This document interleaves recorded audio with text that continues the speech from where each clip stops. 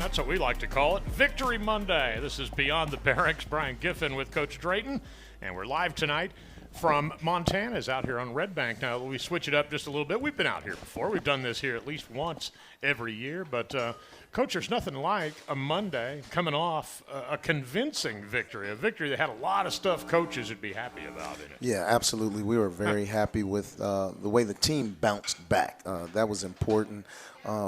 In one of the interviews, I said I channeled my inner Charlie Taft. Truth of the matter is, we channeled our inner Chuck Reedy too, who is a hometown favorite here in Goose Creek. Going back to our roots of option, and I had the opportunity to speak with Coach Reedy, and that was a great conversation. And he just said stick with it, and we talked option football. So that helped us out tremendously. You know, we live in an age where option football is not considered to be in vogue, if you will. But you know what? If it wins football games, who cares if it's in vogue? That's absolutely correct. It doesn't have to be stylish, right? Right. Our whole mantra is 4 yards in a cloud of dust. And last time I checked, if you go 4 yards at a time down the field, you're going to get first downs. That's and right. if you get first downs, you'll eventually hit your head on the goal line. So that's right. what we were able to do. So many things to unpack from that game. So I think it was the first time you've won a coin toss all year, for one thing. So you elect to defer, which, generally everybody does. But so they go down the field and they score on their first drive. But after that, you pretty much slammed the door on them and even got them stopped in one instance where they thought they'd scored a touchdown. It was called back. That happens. They had to settle for a field goal, and that was it for them the rest of the day. Absolutely. We've been talking about starting fast. And on offense, we were able to do that in this past game. Defense typically has started fast. But offense got tired of being the little brother, and they decided to carry the weight for us initially. Now, defense did settle in. That second series, we forced them to a 3-and-out. Right. So now we got to get special teams to start creating some of those big plays that we've come accustomed to. Let's talk a little bit about the way that your defense played. Obviously, your defense has held the rope in some other games, too, where the offense has kind of found its way. The defense has been on the field a lot. That didn't happen in this game either. If anything, you flipped that script also. And they have really been an unsung hero to some degree for the way you guys have been thus far this year, in that they've kept you in these more than you would have been in the games even where you struggled. Yeah, absolutely true. But the tide did turn on Saturday, and we were able to hold the ball, if I'm not mistaken, for 36 minutes. Right. So obviously, as long as our offense is on the field, our defense is not. And they were able to play fast and free because they were fresh. So that is part of our mantra and our goals each week. In our pregame show every week, Lee has this segment. It's one of our favorite ones called Lee's Keys. So the fast start has been a built-in every week. Run the football was another one. Check that box. Play good defense was another one. Check that box. And his keys, win first down. Boy, you guys did that repeatedly. And it seemed like that when you went to that option, look, they appeared to be completely unprepared for it. Even though you're basically an option concept-based offense, they appeared to be pretty unprepared for what you ran. Wouldn't you agree? Yeah. Well, I don't want to call them unprepared. Right.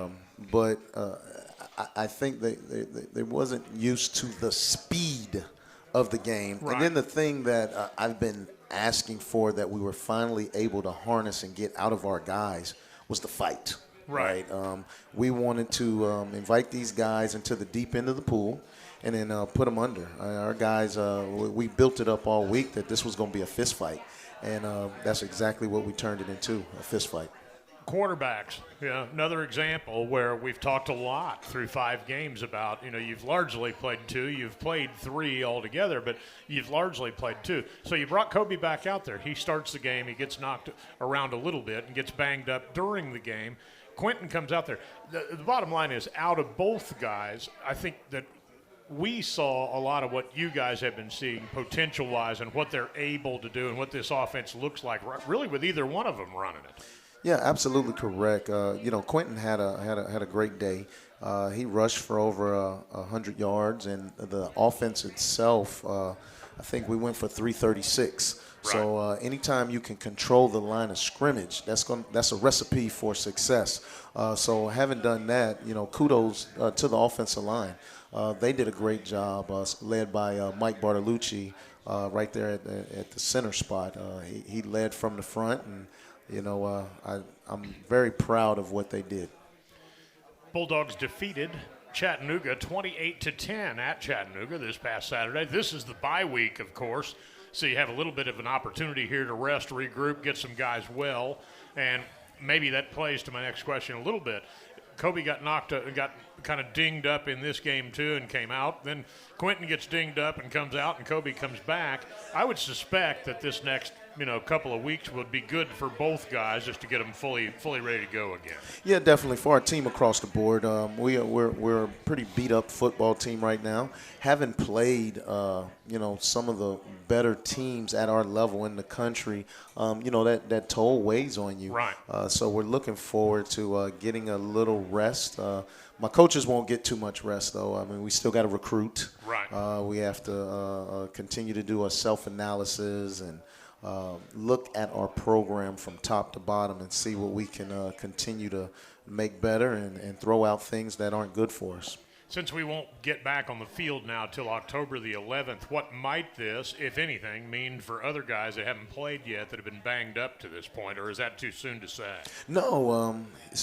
Guys, you may be alluding to Corey, our starting running back, Corey Ibrahim. We're hoping to have a sighting of him on October 11th, which would be good for that running back room. He's the only one outside of Maurice Bono. I'm not sure if you're aware, but we lost Maurice on Tuesday evening to a freak accident. When I say lost, lost from playing football, the game of football. So we don't know how long he'll be out. Just had a freak accident, and we hope to get him back as our military captain and a captain on the football team. Anytime you lose a leader is tough. Anybody else that hasn't played as yet that's been banged up that you think we might have a sighting of as we get, more mid-October? Maybe not the Valdosta game, maybe as we look in that range? Corey's the only one that comes to mind at the moment. This will be a big week for healing, seeing how people's bodies react. So I'll better be able to answer that question on next Monday. This is Beyond the Barracks. We're live tonight at Montana's. We're up here on Red Bank. I mean, there's a full house of people here. You brought some people with you, too, so we'll get to Rett Russell is here. Dennis Carlson is here. Jay Sullivan's always here. Not here at Montana's, but wherever we are. Absolutely. And we're talking Citadel football till 7 o'clock. I'm Brian. He's Maurice, and we will step in and take a break. We'll get into Valdosta a little bit more. We have far more time to look ahead to this game than we typically do on these Monday night coaches shows. We'll maybe take a glance, at the way the rest of the schedule plays, although I know where your laser focus is. But Dogs win 28-10 on Saturday at Chattanooga. It was a really, really smooth, I would guess, bus ride back. Those bus rides beat you up. I think we got back about 5:30, 6 a.m. in the morning. I tell you what, but it was so much better coming back home with a win. Right. I was going to say, those beatings hurt a lot less when you get that dub and then jump on the bus to come home. Absolutely. All right, right here we will take a break. Joe Mack is in the studio. He's being helped by Will Brown tonight also. And we're live at Montana's with Beyond the Barracks. We're talking Citadel football till 7 o'clock. Back with more after this. You're listening to the Citadel Bulldogs Radio Network.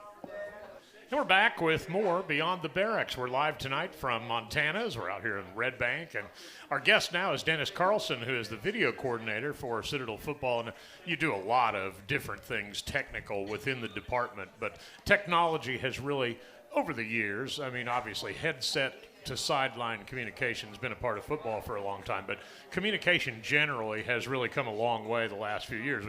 We'll start, I think, with the tablet technology that you guys implemented really after the season started last year. Yeah, it was a kind of a rush to get that in and learn a whole new system and actually teach the students, because I have student assistants that have to run all of that. I can't do everything during the game. So they had to learn a whole new software system, get it down to the coaches, get the whole system set up even when we go on the road.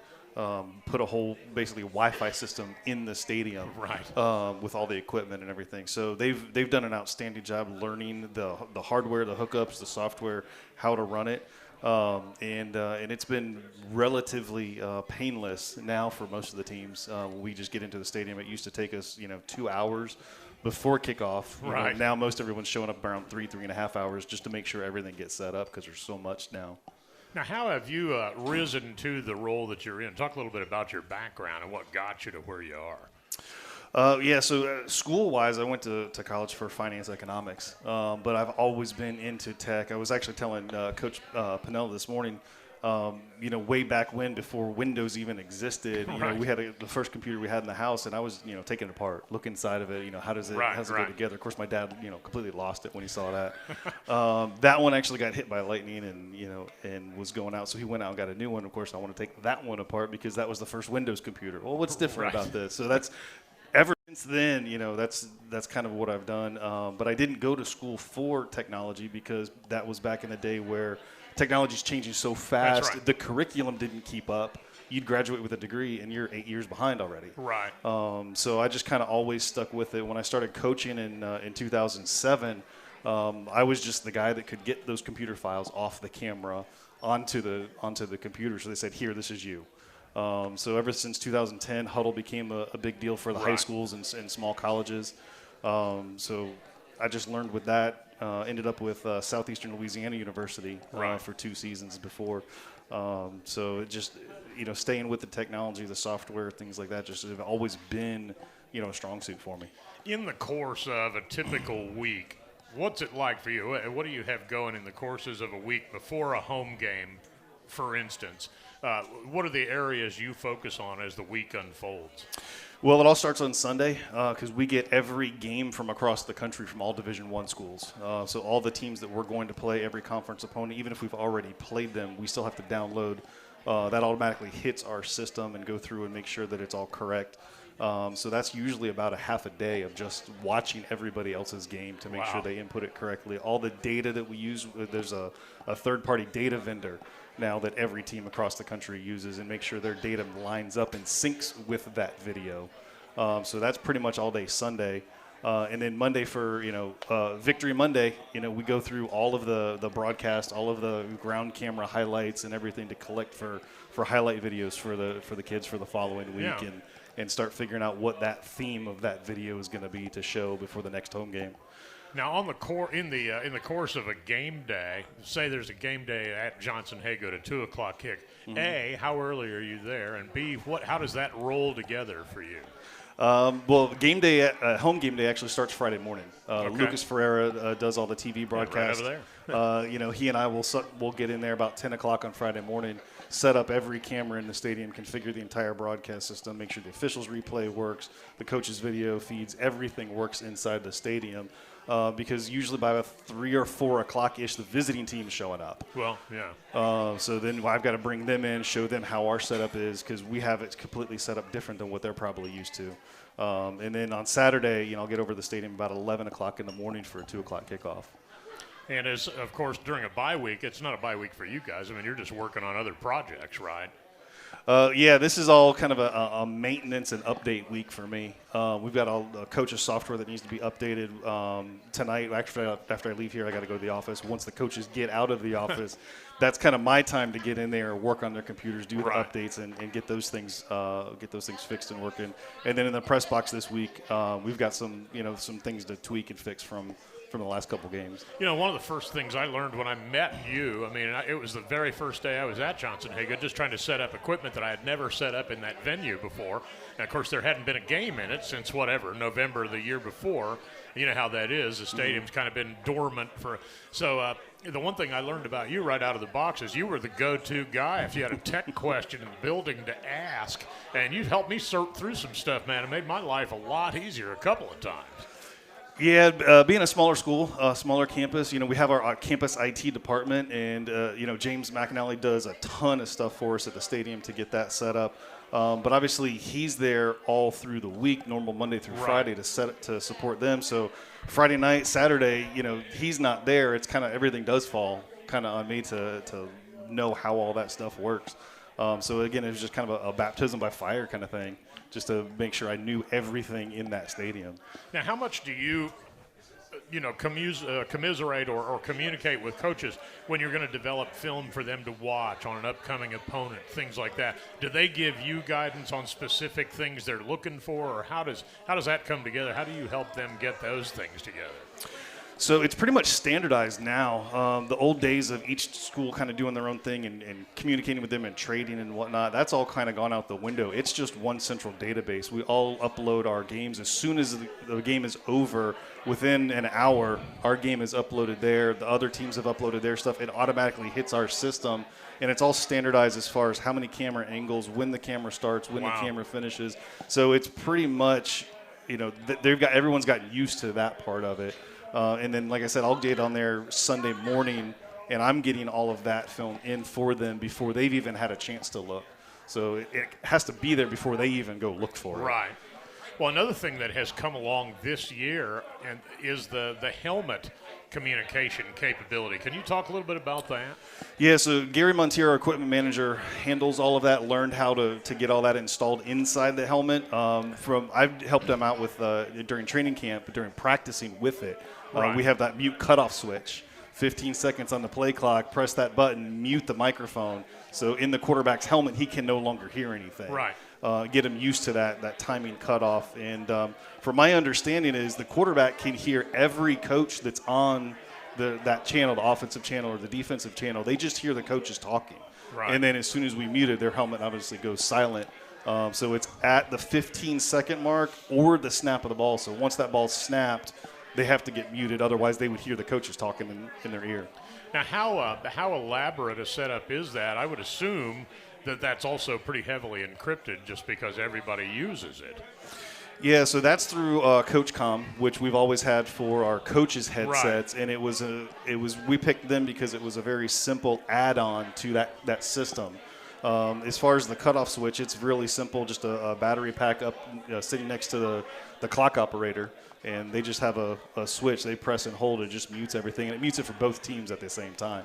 What coming technologies might there be? Look, you're up on this stuff. What coming technologies might there be out there that we haven't seen implemented yet that are going to be fun and going to be exciting and make football even better than it already is? So from the coach's standpoint, we haven't had this in our office yet, but I know the Power 4, this was displayed back in February by Catapult, the company that does the software for the coach's video. Everything is going to be multi-angle, instantly recorded, synchronized, so that when they go to watch it back, going all the way back, you always just would watch the one camera angle, get that done, then go to the next camera angle, then get the next camera angle. Now it's going to be multiple screens at the same time, both camera angles synced together, so when a coach hits play, everything's running together. They hit pause, it pauses at the same time. So they'll have the sideline angle and the end zone angle on their screens, watching and pause at the same time. So if they're talking to a linebacker or running back, they need to see both of them at the same time. They don't have to switch from one camera angle to another and replay it. It's a funny thing to see, and it makes you wonder because it's obviously gotten so high tech. The game has existed a heck of a lot longer. I mean, obviously, they didn't have a lot of this stuff for most of its history, but it makes the game better, it makes coaching better, it makes scouting better, all kinds of things. Yeah, it's actually funny to hear some of the older coaches and younger coaches talk and kind of banter back and forth about being able to stand on the sideline, watch the play happen in real time, grab a piece of paper, draw up what the adjustment is. Versus people who I don't know what just happened. Let me go to my tablet.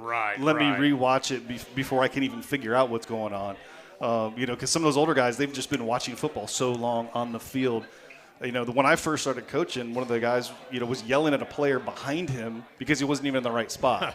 I'm like, you don't even see him. He's behind you, and you already know he's not there. He had seen so much football from the field level, he could just instantly sense it. So it's one of those things you don't want it to become a crutch having all this technology Right. Coaching, you still need to be able to just instantly see it, instantly draw it on the sideline. Right. These are all things that are more things that help than they are anything that takes over or revolution. It revolutionizes the way you do things, but it just makes people able to focus more on what it is that is right in front of them. That's their, I guess, biggest priority. We're visiting with Dennis Carlson. He's the video coordinator with Citadel football, and I see you around the building at McAllister Fieldhouse during basketball too. I see you over at Joe Riley Park. So you're a lot more than just football here. Yeah, so I'm also doing the officials replay for basketball, wrestling, and football. So basically making sure that whole system from the broadcast cameras work so that when the officials come over, stop the play to review something, that whole system is set up. They basically are their own TV production. They can choose whichever camera they want. So the nice thing about that one is, they'll find the instant they're looking for. They hit pause, and then they can choose every camera is all paused from the exact same point. They can move around the stadium, move around the basketball court, just to see if they get that exact spot they're looking for at that point in time. Yeah, that's pretty awesome. Dennis, really appreciate it, man. Not only the job that you do, not only the help that you give us, but we appreciate you being out here for Beyond the Barracks and coming over and hanging out and enlightening us about some of this stuff. Yeah, thanks. This has been great. All right, Dennis Carlson, the video coordinator with Citadel Football, and he does a lot of other stuff too. Spending time with us here. We are live tonight at Montana's in Goose Creek, and of course we're really right off Red Bank, and this is Beyond the Barracks. We coming up on the other side, we'll visit with Rett Russell, who is in the player personnel aspects, former player here at the Citadel, former player at Wofford, and we'll chew the fat with Rett coming up next. Back with more after this. You're listening to the Citadel Bulldogs Radio Network. And we're back with more Beyond the Barracks. We're live tonight at Montana's out here in Goose Creek. Brian Giffen, of course, Coach Drayton in the building also. Pretty much a full house here at Montana's. Love that, man. Good to see all of you guys as we live a Victory Monday. Rett, you've been doing this a long time, man. You've been in this game in some form or the other a long time. You know what Victory Monday is. You gotta appreciate Victory Monday. Yeah, Victory Monday is a good feeling. But I don't know about been doing it a long time, I'm just fresh out. All right, our guest here is Rett Russell, who is the Director of Football Operations and Player Personnel at the Citadel, and of course 2 years now removed from playing for the team. You came over here as a grad student player and basically played your last year here and never left. You pretty much played your last two, I'm sorry. Yep. Played your last two here and never left as you've transitioned into, the life after football thing. Yeah, I knew going into the portal that Citadel was where I wanted to go. I really liked the city. I had a couple of friends that were on the team. Came down here. I got to be part of the last year of the Thompson staff, and then I was blessed to be player underneath Coach Drayton for his first year, and that was really good. And then I tricked him into keeping me around these past couple of years, so I've been fired up about that. You've had the earlier part of your career was at Wofford, and that's really where you and I met each other. It's a weird story how you and I've known your stepmom for like 15 years or whatever it is, but so as it happens, I remember the year I got here that you remember you and I used to joke when you were at Wofford and I was at Kennesaw State. One of these days you guys will get us, you know what I mean? Yep. And then I land in this role here, and I reached out to you and I'm like, hey man, we're going to be on the same side. That's right. Yeah, and we have been ever since. So what keeps you busy on a day-to-day basis? You obviously man that front desk and you deal with a lot of incoming traffic, for be it feet or calls or whatever. Yeah, I'm doing the day-to-day operations of the facility. So I'm doing a lot of home games. I'm doing a lot of tickets. I'm doing a lot of the recruiting aspect of it. I help Andy Clausen do our travel, all of our meals and stuff like that. So just all the off-field stuff is kind of what I specialize in. But I like the recruiting side of it, the personnel side. That's what I really, really love. Did you know when you were playing and as you got later in your playing days that something like what you're doing was what you aspired to do after football? Yeah. At first I wanted to coach, and then I kind of looked at it a little bit harder, and I thought, maybe coaching's not for me, but I wanted to stick around the team. I wanted to be in this kind of atmosphere, and so I found that the admin side's definitely where I need to be. We have talked a lot. We did this last year too, but we've talked a lot, all of us, about the evolution of this group of players, kind of a core group of guys that have come through this program that are I guess now more leaders and upper class guys. And not only do you have the unique perspective that you've known those guys, you were teammates with them too a couple of years ago. Yeah. This senior class they were all freshmen my first year here, so it's been awesome to see them grow up through the core and kind of come into their own, because they were just little pups when I got here. Can you contrast the vibe around the program from the time that that you got here to where it is now? Now, we all went through that 0-11 season. I mean, nobody wants to dwell on that, but in a lot of respects, I feel like it made a lot in that group that much stronger, because they not only got through that and survived it, but they came back here, and now it makes winning that much sweeter, doesn't it? Yeah, I mean, a big core of the team was part of that 0-11 season. A bunch of them were around when I first got here, so we didn't have a lot of success, and they got tired of it, honestly. And it's been good to see, because we got a good vibe going right now. The guys are in good spirits, and they're playing really good ball, and we're more talented than we have been in the past. Yeah. How much do you, if at all, keep in touch with? You obviously had teammates at Wofford too, and I mean, you were a really good player on their team. I remember calling a playoff game when I was at Kennesaw, and you were with Wofford. Had no idea, that later on we'd be sitting here in this situation. But yeah. How much do you keep in touch with some people there or from there? I talk to a good bit of them. It's a unique place, just like the Citadel. I talk to both my friends from both schools a ton. Right. So. As we go forward now, do you aspire to be in more the personnel side of it as part of your career, or how do you see your path going forward? Yeah, I definitely want to start to specialize in personnel. I enjoy ops, but personnel is kind of what I think I'm best at. So I kind of want to move into the recruiting, all that. My end goal is to be a GM, whether that's in the NFL or in college. Right. But right now I really like what I do. But personnel is definitely where I'd like to go, in the future. You have significant communication, certainly via outreach with recruits, people that contact the program even, right? Yeah. You're kind of like their first contact in a lot of cases. Yeah, for a lot of them. My email, I think, is the only one on the website that's actually published, so I get a lot of emails from recruits. So I'm watching a lot of recruits all the time. That's what I really enjoy. I do a little bit more work with the offense than the defense.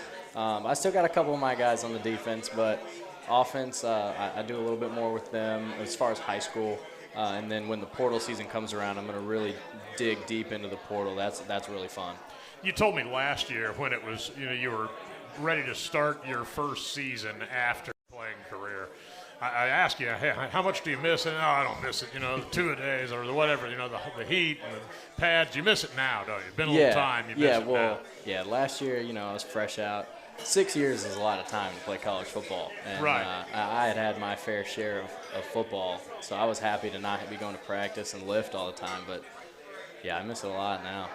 How satisfying was that Chattanooga game for you? Obviously, all of us had a great time up there. The team played so well, and very triumphant road trip up there. But you also endured as a player a couple games against them where it went their way. Yeah. And sometimes it's nice to be on the other side of that. I think that was my first win against Chattanooga since my sophomore year. So going At back Wofford, to Wofford, yeah, right. it's been a while. They've had a good team for a long time, but we had their number, and that was nice. Right, and you also were at Wofford where they ran that triple for so long, and of course now everybody knows the rules have changed. The triple thing has become less in vogue. But man, it was for us, and I don't know about you, but for us, Lee and I upstairs, that game last Saturday where we kind of went to that concept and started running, it was a blast. It was about as much fun as I've had calling a game in years. Yeah, the triple option is beautiful when it is executed correctly. That is the way God wants us to play football. Right. The thing that happens that people lose sight of, and I get it, and I also understand where a lot of them went away from it when they changed the blocking rules, because that's a big part of it. What people still that poo-poo it, that maybe have never run it or been around it, don't understand is how important it is. It forces a defense to be so disciplined, And look, as a former linebacker, I mean, you had it run against you too. Yeah. And it's pretty easy if you get off balance or your eyes in the wrong place to get caught out of position, and that's the way the offense runs. Yeah, you lose a step of leverage and plays going right past you for 25. I remember that playoff game against Kennesaw State. I was playing, and whoever your B-back was came and it was before they changed the cut rules, and he cut the crap out of me. And I ended up on the ground, and I was watching that running back run for a long time. That wasn't cool. Yeah, and I mean, what they did, I mean, it used to be such a great offense to help overcome athletic disadvantages. You know, that's why the service academies still run their own versions of it.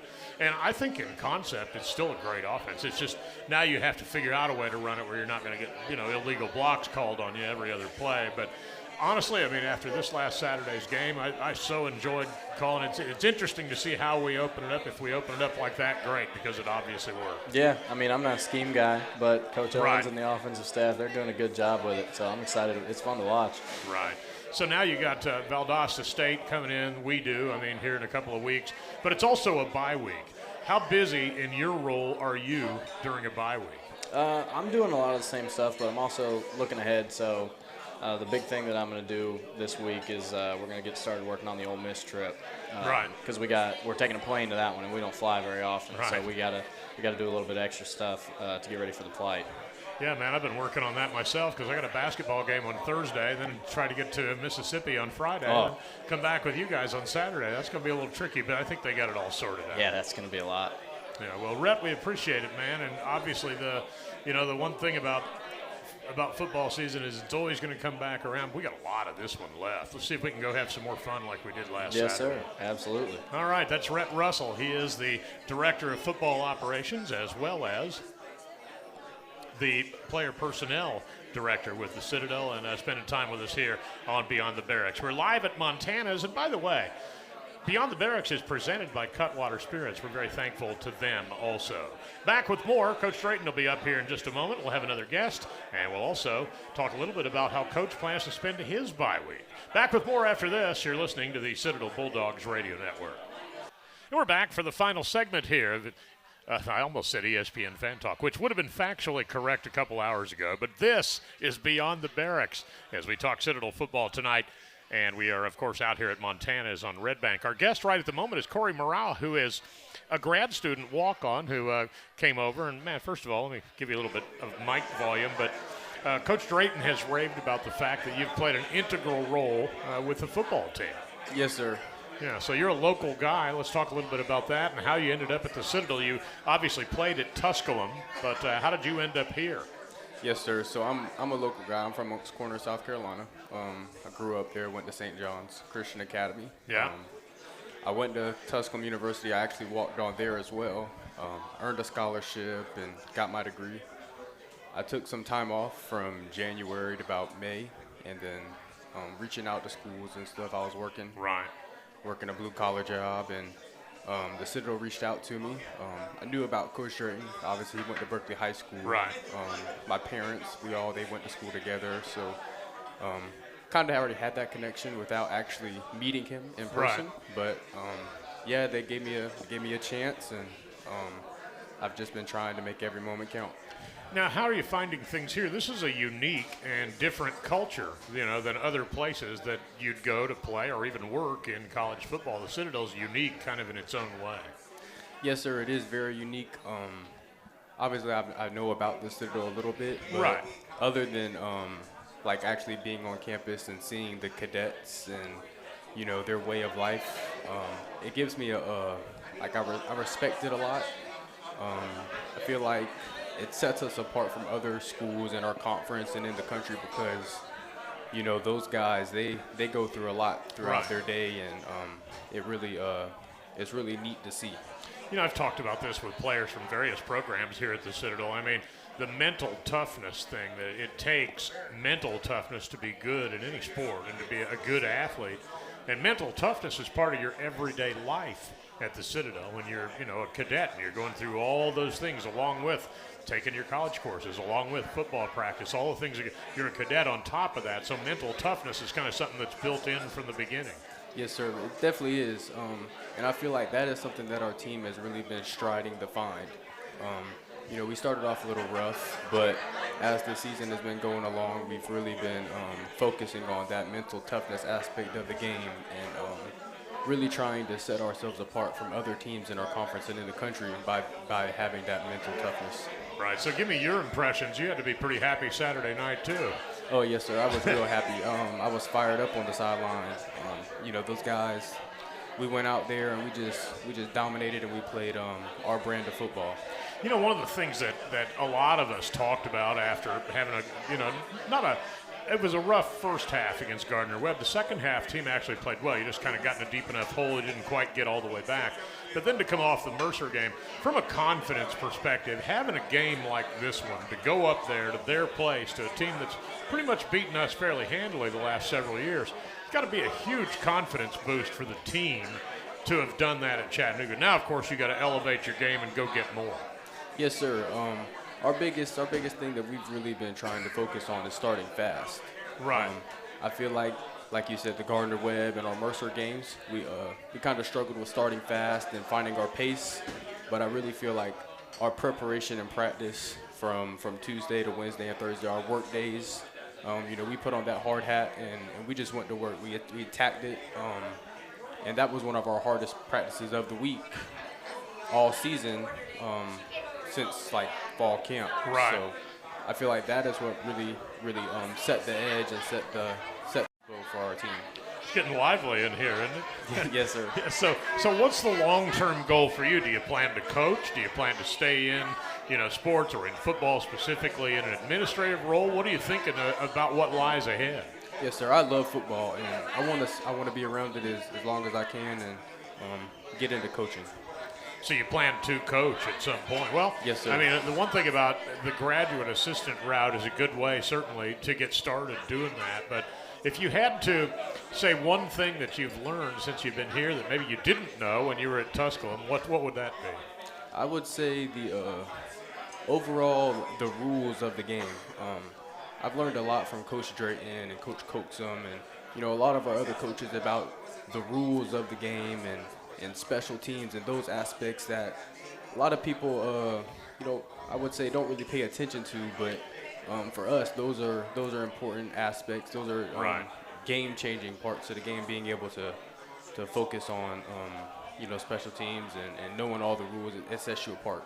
You really got some great special teams mentors here, too. I mean, between Coach Drayton and, of course, Coach Coaxum, a lot of them have these, pretty vast special teams backgrounds. So, Corey, I really appreciate you coming over and hanging out with us, man. And obviously, I wish you continued success the rest of the season. And hopefully, we'll see you as we go along and have a chance to catch up again.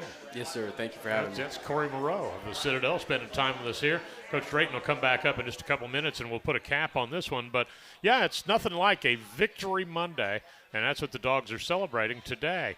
Coach Drayton headed back up here. Corey will hand off the headset, and we'll bring Coach back. But, yeah, a lot of things to be happy about this week, but also a lot of things higher, I guess, to aspire to as you sit at 2-3 going into the bye.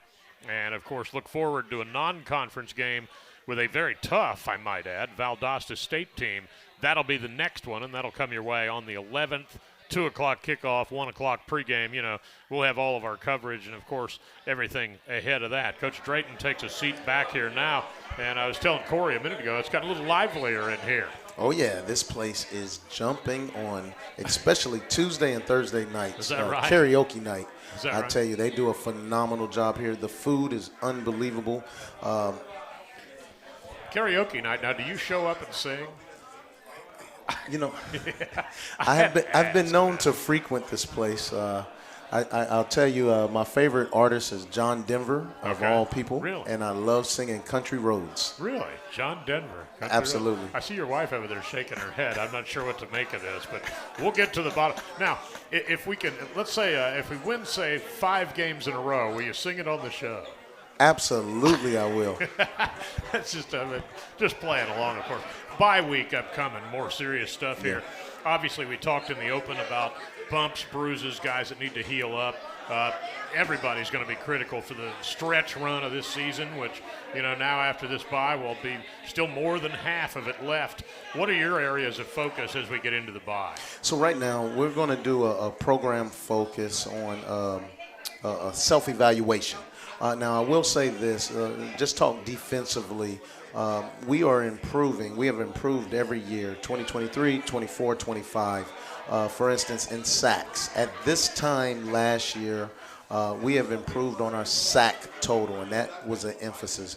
We've improved in PBUs. Last year, this time, we had 8 PBUs. Now we're at 13. Those are pass broken up, for those who may not know.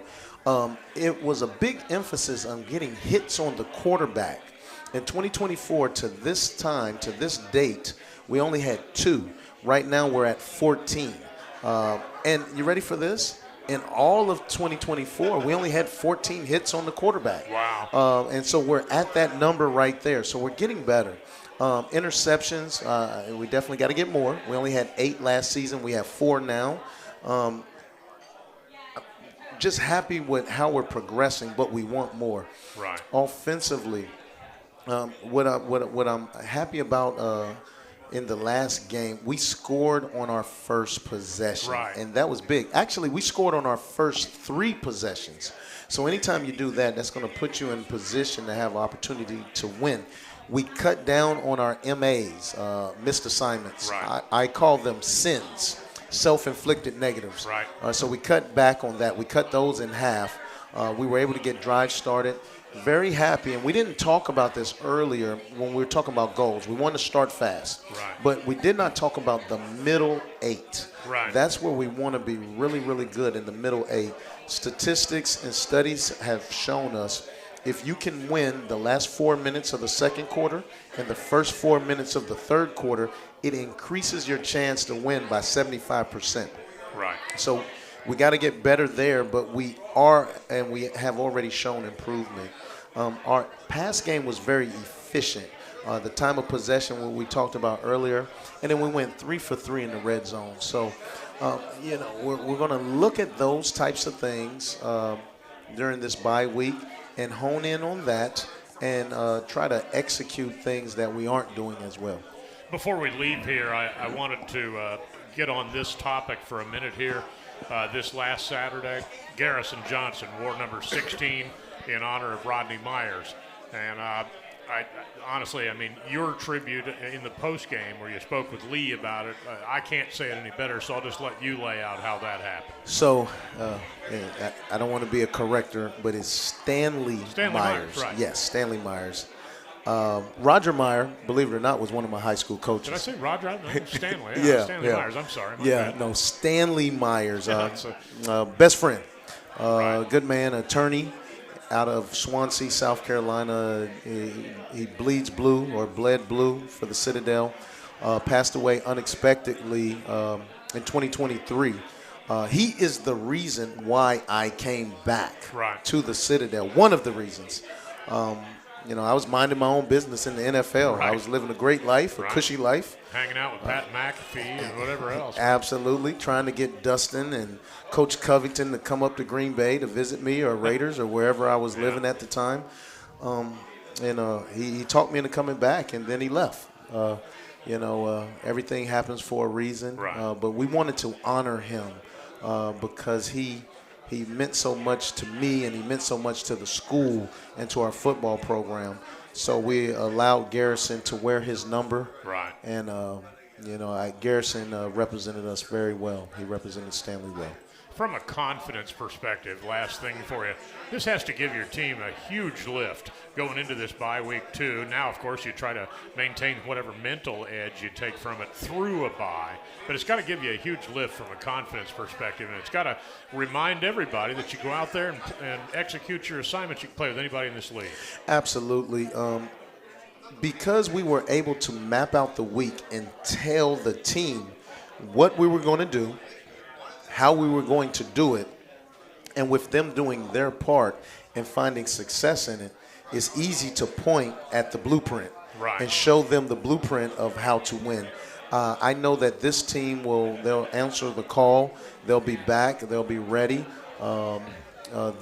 tomorrow when we practice, and they'll take this downtime as well. I'm going to give the players Thursday, Friday, Saturday off. Wow.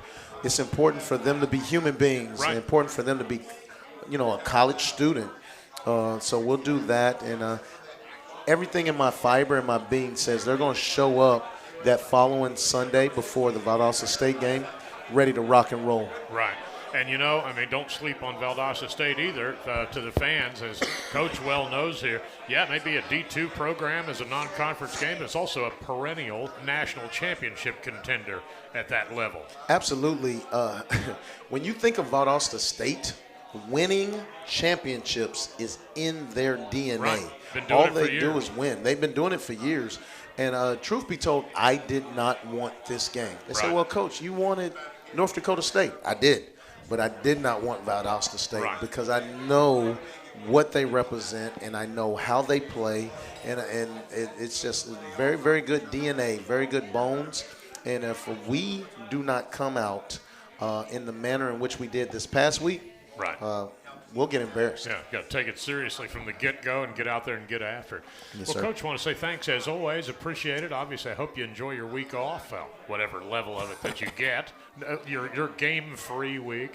And we will reconvene next week. Next time I'll talk to you will be for the next Beyond the Barracks. That'll be next Monday. Absolutely. I love it. Always good talking to you. And I tell you, come out to Montana. It's the best states in town. No question. Yes, I want to say thanks to Dennis Carlson, of course, Rett Russell. I want to say thanks to Corey Moraux, Jay Sullivan. I want to say thanks to Dustin and all of his folks here at Montana's who have really taken great care of us, man. We love every place that we do these. Absolutely. Everybody's so accommodating. But that'll about do it for us. We will look forward to talking to you next week. Thank you, and go Dogs. Go Dogs.